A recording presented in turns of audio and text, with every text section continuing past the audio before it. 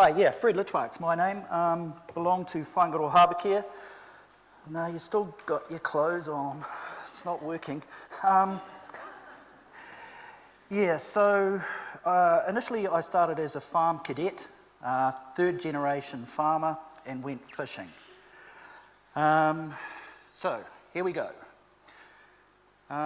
Clean streams, clean harbours, clean green, New Zealand, greater economy.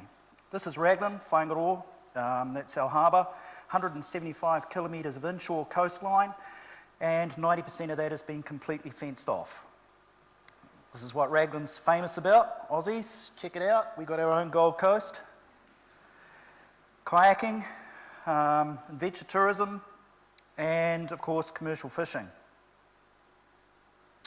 And this is the biggest draw card to Raglan now. I've got 130 slides, so you guys got to take it all in. Okay, this is what Raglan used to be back in 1995. In 1995, Ministry of Fisheries did a catch per unit effort study, how many fish per hour you could catch over the North Island. Raglan was the worst fishery in New Zealand. It caught 1 fish per 18 hours. So I went to Stewart Island to do most of my fishing.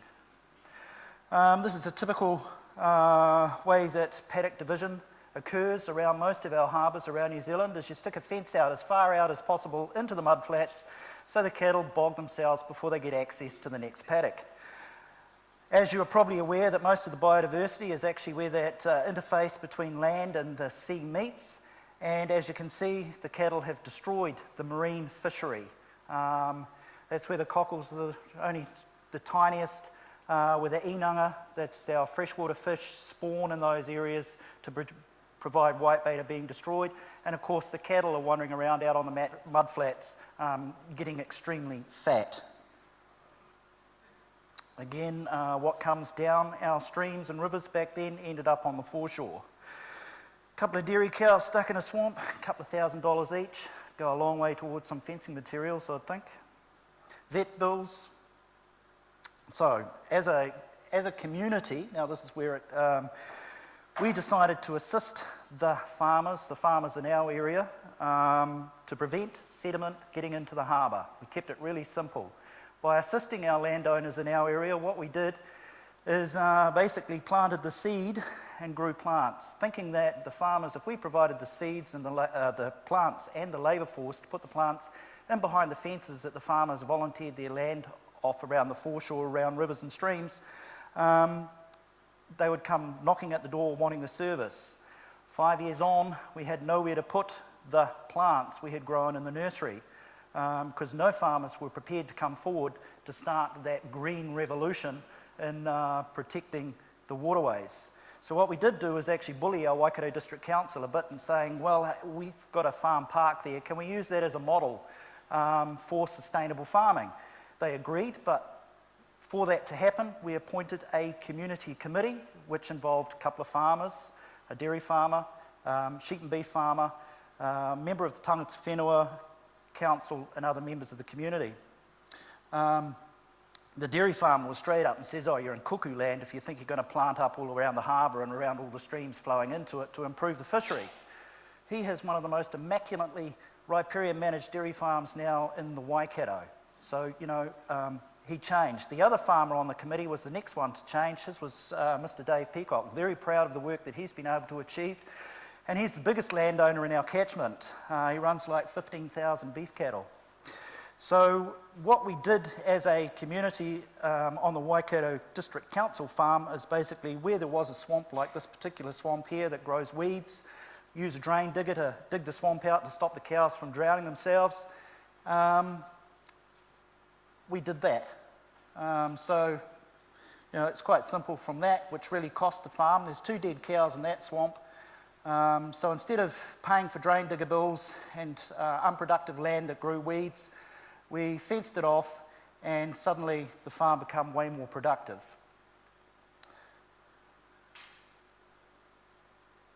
All before and after shots. 47 kilometres back into the catchment, it's all been fenced off. So we put up around 350 kilometres of internal fence line within the catchment, which is only about a third of what needs to be done. There you can see just some before and afters of the foreshore. Simply by putting a fence up around those estuarine areas, the native vegetation recovered. Department of Conservation used that particular area there to monitor the inanga spawning grounds, which is the eggs that the freshwater fish lay in that area. 95% of those eggs were destroyed due to stop trampling. Put the fence up, 12 months later, 95% of those eggs actually matured. Not quite, it was about 90% of them matured. That's our mountain, Mount Kariori. Every one of those gully systems, apart from about 3 now, have complete corridors from the mountain to the sea. A lot of these areas that have been fenced off and planted, a lot of farmers think is quite, or has been way too difficult to do initially. They've all been done. We've started off in the easier bits that we have done and moved into the hard areas. We've got 63 farmers on board, and every year they do a little bit towards a part of their farm management plan is to do a bit more riparian management. Yes, there is a lot of jaw movement and discussions about why the work should be done. This is actually one of the Hamilton lakes, and you can see great healthy stock, nice green algae in the water.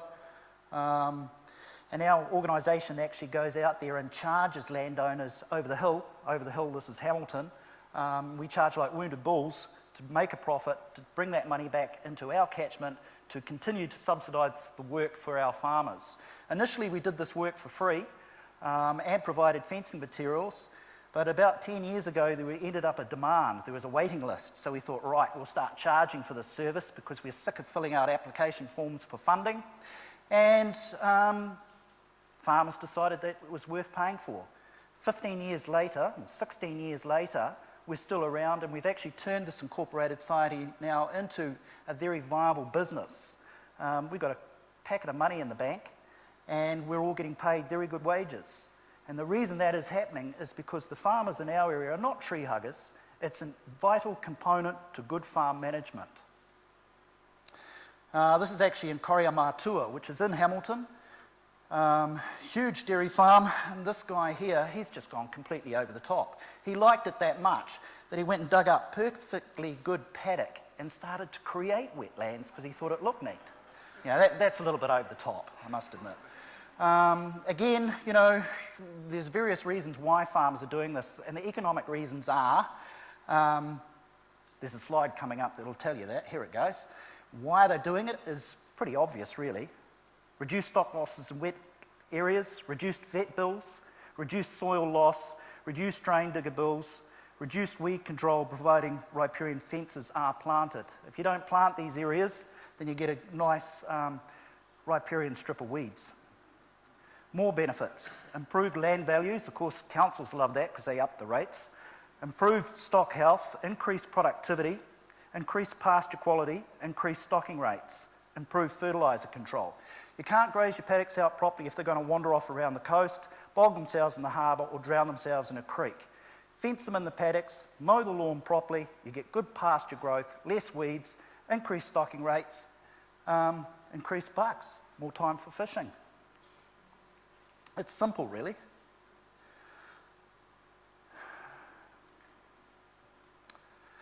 Typical cows are not doing themselves any favours getting down into these areas, and of course doing the marine area no good at all. We've got our flounder fishermen now seeing the benefits in the return of the fishery, where they're actually going up the harbour, dropping us off plants during the winter time and coming back with a load of fish. So some good working relationships with the fishermen. That pugged up area that you saw in the previous slide, this is what it actually reverts back to. You get sand and then you get good riparian vegetation, and we're not talking about vast tracts of land that's being retired. It's very small green lines. Another really good indicator of our particular harbour is that we previously had next to no seagrass. Seagrass is a very vital component to the snapper fishery, that when the snapper fry are extremely small, that they live in the seagrass beds. No seagrass, no snapper, as simple as that. You may have seen a story on the Kaipara and how important the snapper and that harbour is to our economy. Of course, yes, we've got a lot of things that still pollute our harbour. What comes off the town through stormwater drains. You can see that dark plume there is just oil and rubber that's come off the town. And unfortunately, we have means of dealing with this, and we're still trying to work with our district council and putting that through a wetland before it directly enters the harbour. Their response was it hasn't reached the trigger level yet as to when we have to do something about it. When that happens, we will do something about it. And I said, what? And they said they'll bring diggers in and scrape the material off the estuary. Oh, God. Yes, urban, we beat up on the farmers, but I tell you what, urban development has some pretty negative impacts on the harbour as well. This is completely within the harbour, and none of this comes off farmland, and there's a big plume of muck that's all come out of the urban area. Coastal erosion, a lot of that in our urban area is due to, as you can see, spraying the coast. Grass whales, really good for cleaning road runoff, providing you can get the council contractors not to spray them. Street maintenance is a really important issue when you put in curb and channeling, except as you can see, it's not done that regularly. So again, stopping the sediment. The schools got involved and thought, look, we'll put this on and remind the townies what goes down those drains ends up in our harbour. We're getting developers on board that are putting in stormwater retention ponds, cleaning the road race, runoff rather, before it discharges into the harbour. I'm getting my townie and country stuff all twisted up here, but I think you make out what I'm trying to get at. Again, Harbourcare, our nursery, assists with the developers in planting these stormwater cleansing ponds before it goes into the estuary. That's our contribution, is to assist with the aesthetics and trying to improve the water quality that goes into our estuary. This is quite a typical farm stream. No fencing, the long trough. Again, this is on the Waikato District Council Farm Park, and after 10 years, this is what it actually turned back to. We get in there, do a bit of electric fishing, monitoring, and just by what was a dirty farm drain, which had very little in it, has come back with all of these freshwater fish, including the lamprey. So what was a dirty drain has now ended up a great reservoir of all sorts of biodiversity. It's the banded kokopu, the native trout. And mangroves. Yes, mangroves are generally a symptom of bad catchment management when they start booming out of control. What happened in this upper part of the catchment is the willow trees were all cleared and all the sediment came down, and then the mangroves appeared.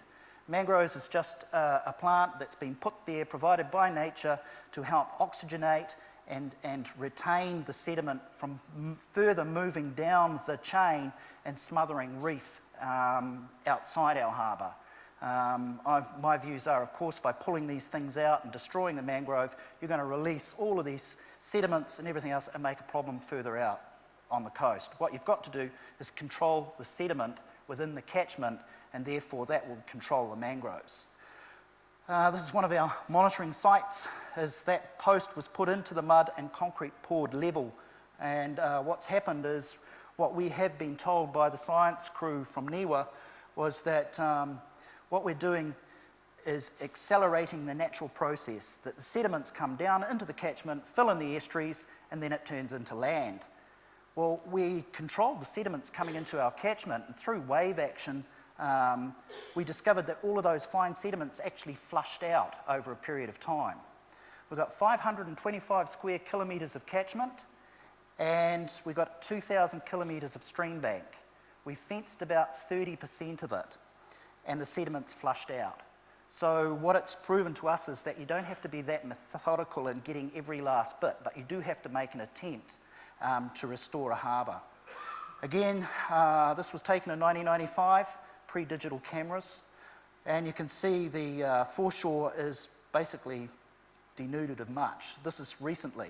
the seagrass beds coming back. Seagrass beds throughout New Zealand are in decline, apart from our harbour, coming back in big numbers. Again, exactly the same place.